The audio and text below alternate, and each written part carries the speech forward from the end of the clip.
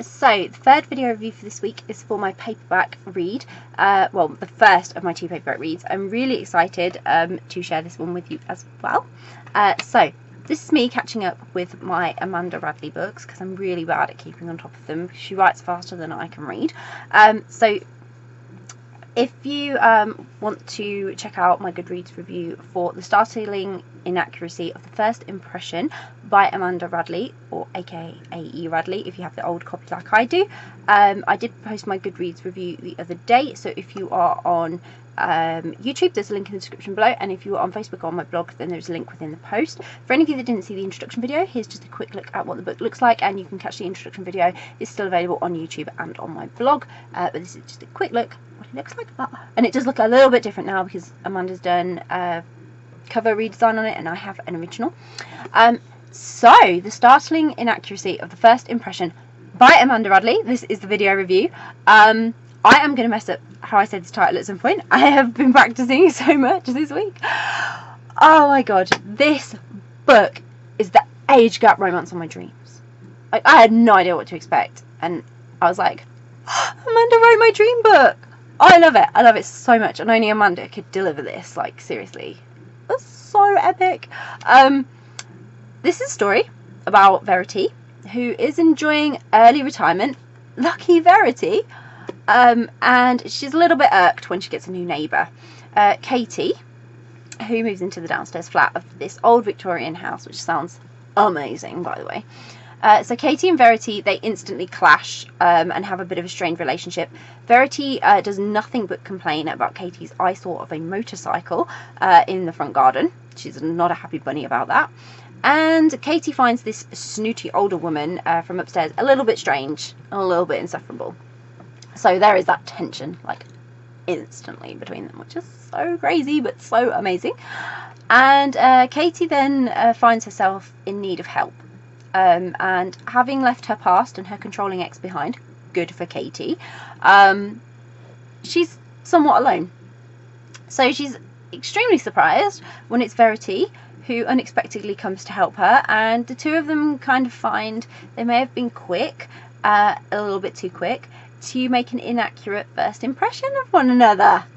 I love it. So now I get the title and I'm like, I love it. I love the title because I love the whole realistic feel of the fact that, yeah, a lot of us make the wrong first impression of people.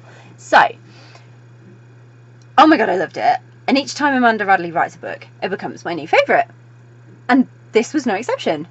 The Startling Inaccuracy of the First Impression is now my new favourite Amanda Radley book until I read the next one. I mean, I loved Lost at Sea, and that was the last one I claimed was definitely my all-time favourite.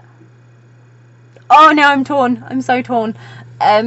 This was literally the most amazing age gap romance I have ever read, and one that I have been dreaming of. I was just waiting for somebody to write something like this. It was simple and sweet, but tense, and it met all my expectations completely. The fact that so much of the story centred on Katie and Verity rather than having an overwhelming cast surround them made it really intimate, and I really felt that I got to know them both personally, as well as sort of going on a bit of a journey with them at the same time. There was not this overwhelming cast that kept popping up, friends and bits and pieces getting, you know, extra complication for you with characters. It really was a Verity and Katie thing, just the two of them most of the time, and limited setting as well, which was great because it meant they had to talk, they had to have this dialogue, you had to get to know them this way. So I think for me the most amazing thing about this was the stark realization that it was so realistic and so relatable.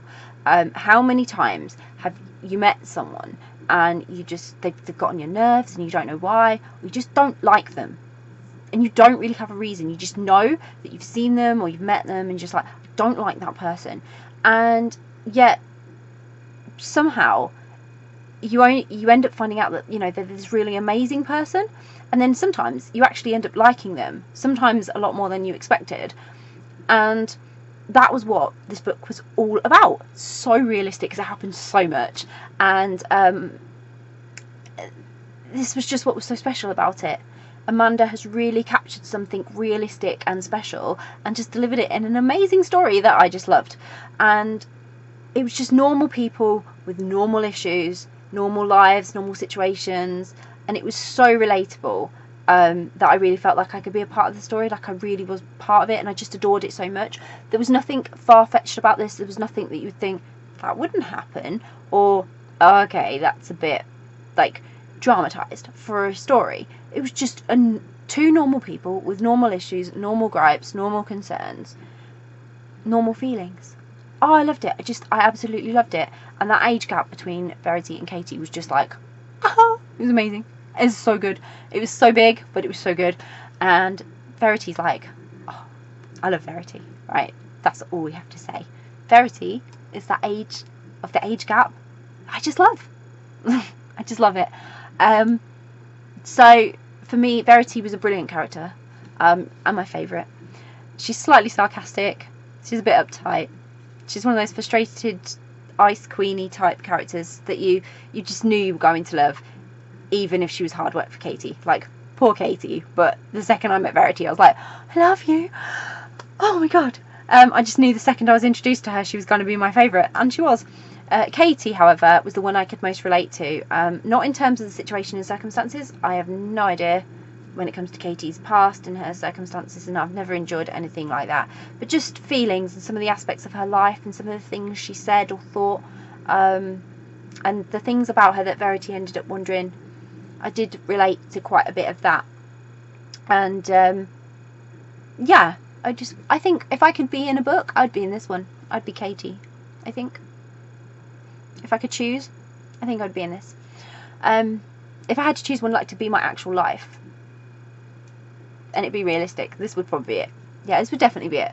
So the moments between Verity and Katie, they ranged from intense to like adorably cute in a way that only Amanda can deliver. And with each one they shared, I just felt more and more in love with them together, but mostly Verity. And I just loved this so much. Definitely loved it enough to say it is one of my top 5 Amanda Radley books, because there are so many and I love them all, but I have to have a top 5. And I know it's crazy, how do you pick a top 5, but this is definitely in there, and I can't recommend it enough. I really can't recommend it enough. I can't say too much else about it because it would give too much away about the story, but it's fantastic. It's absolutely fantastic. And if you love age gap romances that are just simple and sweet, this one is definitely for you. It made my heart very, very happy. My heart has had a very, very happy reading week, and it just put a big smile on my face, and I adored it, and I can't wait to read it again, and I will be reading it again. So I'll pop a link in the description so you can go and grab a copy of The Startling Inaccuracy of the First Impression by Amanda Radley, aka 80 Radley if you've got an old version like I have. And I hope you will go and grab a copy. If you've read The Startling Inaccuracy of the First Impression, I would love to hear your thoughts on it, so please comment below, please get involved, please let me know what you thought of the book. And if you haven't read it yet, but it's on your to be read list, you're planning to read it, I know, crazy, who hasn't read it yet other than me? Everyone else seems to have read it. If you haven't read it yet, but it is on your to be read list, so you're planning to read it, or you're now really interested in reading it because you hadn't heard about it before, I would really love to hear from you as well, because it's always great to hear what you're reading. And if you do read it, I hope you love it so much. Bye!